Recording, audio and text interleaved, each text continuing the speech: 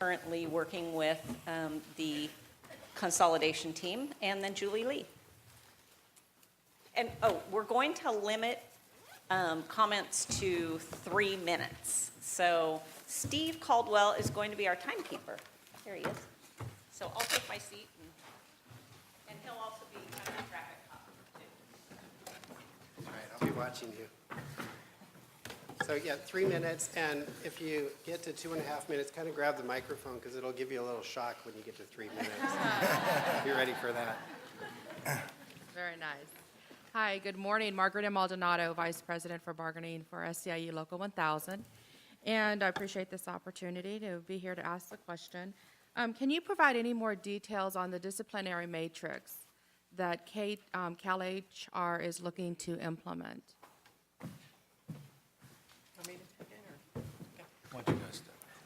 Everybody's pointing to me, so I'll take that. I don't know if you're familiar with the matrix that was done at CDCR, okay?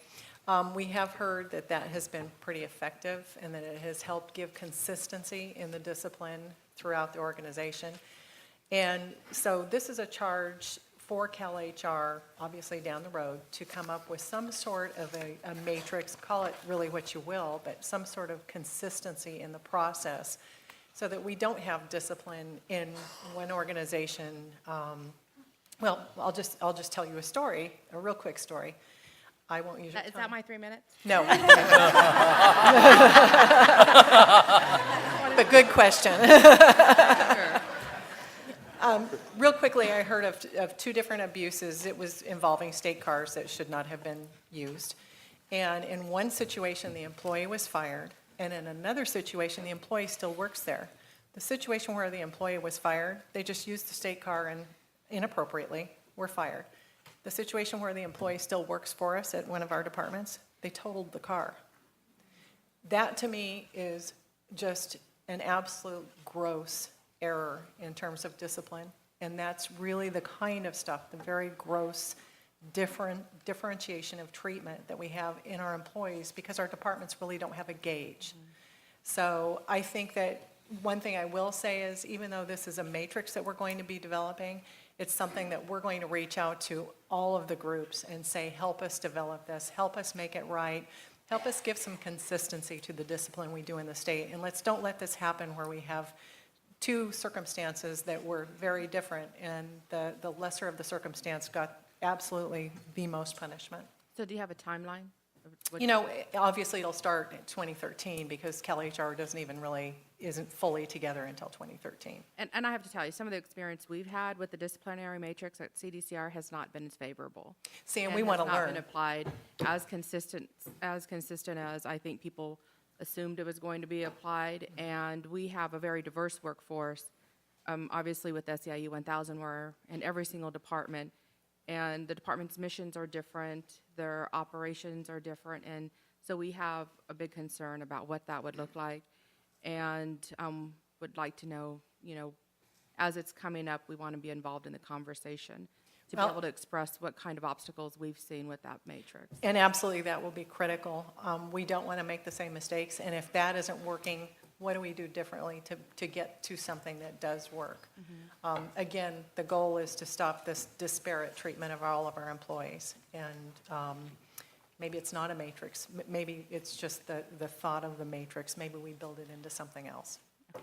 But we do want to hear from you, so don't forget. Oh, we won't forget.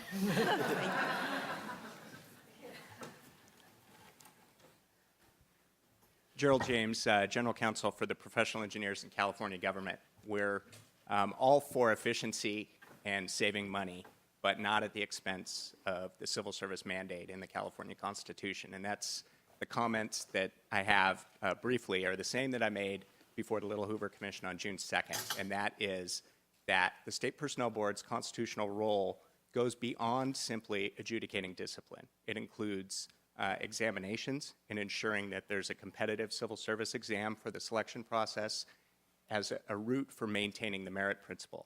And exams under the May plan seem to be relegated to other merit issues. And the examination process, the review of career executive assignments, the review of personal services contracts are all functions that the Personnel Board currently maintains, and they're rooted in the California Constitution.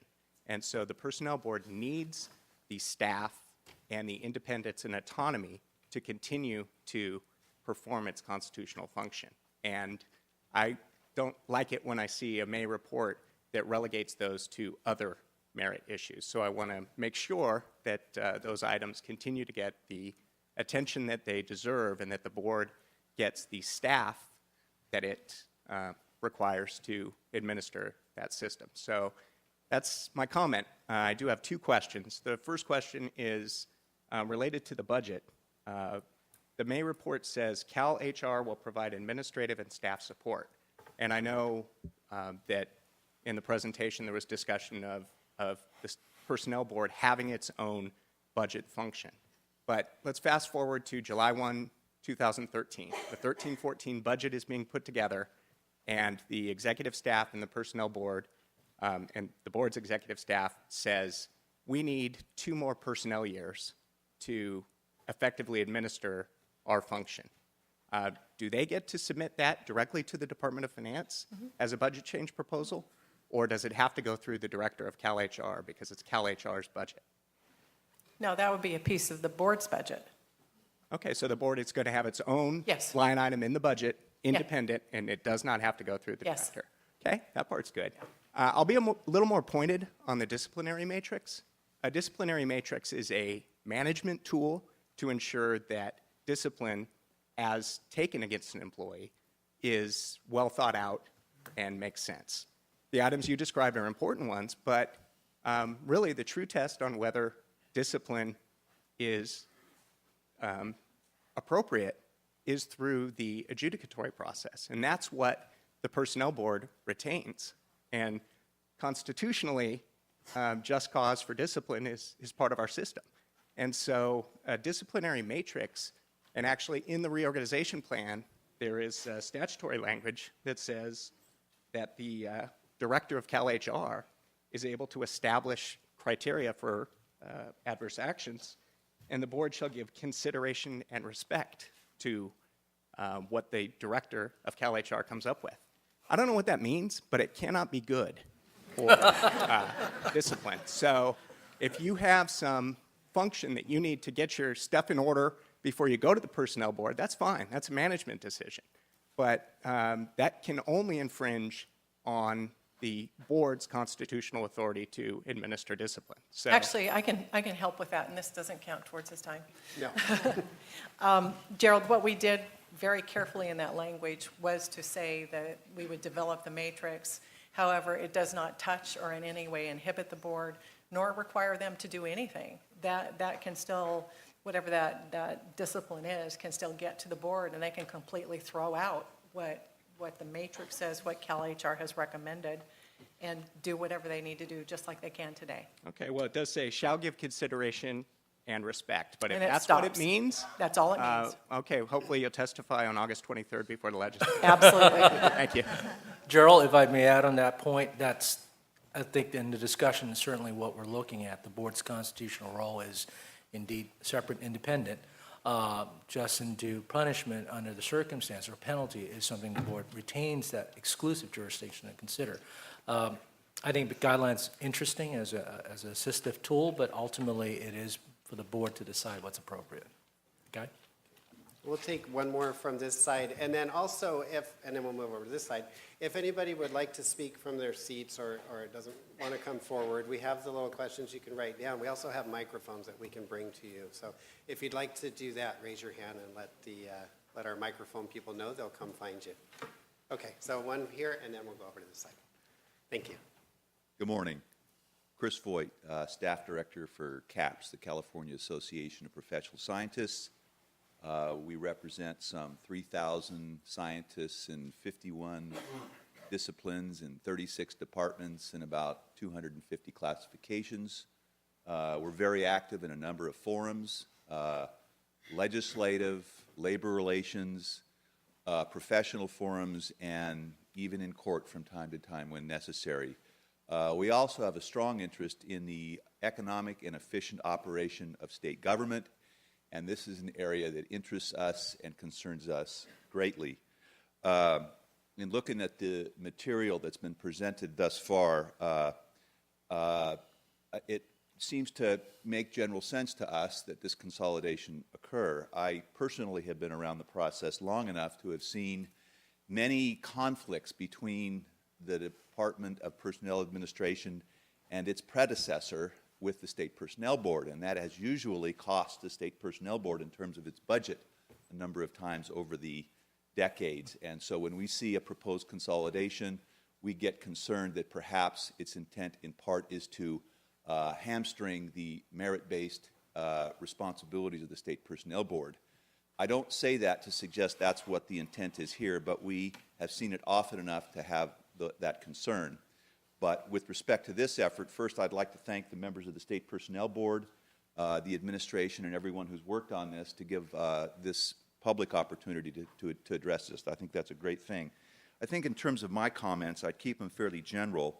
In this consolidation, we see some things that we'd like to see as themes held to during the course of both the reorganization and implementation. One is the maintenance of an equitable process for employees and organizations that do business before the State Personnel Board and this new agency. I mean, that should be a theme that runs throughout, and that has been a problem for us over the years. The operative term, and I'm going to borrow it here, there should be fairness and balance in the course of this, and I think that should be meaningful for everyone who practices before the board or has justice meted out by the board or this new agency. There should be adequate funding for both operations, and all too often funding has been inadequate to get the work done. And finally, timeliness. The operation of the new agency, its functions, and the State Personnel Board should provide timeliness. Justice delayed is justice denied, and that's a concern. The matrix, wow, that looks to us a little bit like cookie-cutter justice that might disadvantage our members. We don't have that many disciplinary actions held before the board, but those we have are very important to us. So great care should be given to ensure that this is not simply something to speed through the process and end up at a specific term. And finally, I'd say that I saw a slide up there on the benefits of consolidation. I think there should also be a slide that shows pretty clearly the potential pitfalls of consolidation. And I think those should be recognized, and we can help you draw those up if you'd like. We'll publish them. Well, I can help fix that, too. We're doing a larger project plan that isn't finalized yet, but a part of the project plan is a risk management section. And so I'll call you when we go to proof that part, and we'll get together. All right, well, thank you for the opportunity. Appreciate it. Yeah, I'm Robin Coralejo, and I'm here on my day off representing the League of United Latin American Citizens, Sacramento chapter, which is the Lorenzo Patino Council, and I'm the secretary. The League has councils throughout the state with many different members, government workers, private sector workers, and taxpayers, and consumers of state services. We understand that the bill actually says that the CalHR will be the designee department of the State Personnel Board, so we don't see this as a consolidation. That's my comment. We have two questions. Let's see, the first question that I was handed. LULAC is concerned because it's not clear why Government Code Section 19702 is being repealed in the bill. What's the purpose and what's the consequences of striking this section from the government code? And the second question is, we're equally concerned that the SPB Civil Rights Unit will be disbanded. Will the functions of the Civil Rights Unit continue in the new CalHR, and who will perform those functions? I can probably address the 19702 question, and that is the government code that deals with providing state employees a right to bring, in essence, a discrimination claim. Presently, discrimination claims are being handled by many departments, we have here DFEH representation. They are the flagship when it comes to that issue. So the recognition is that there is some redundancy when they can file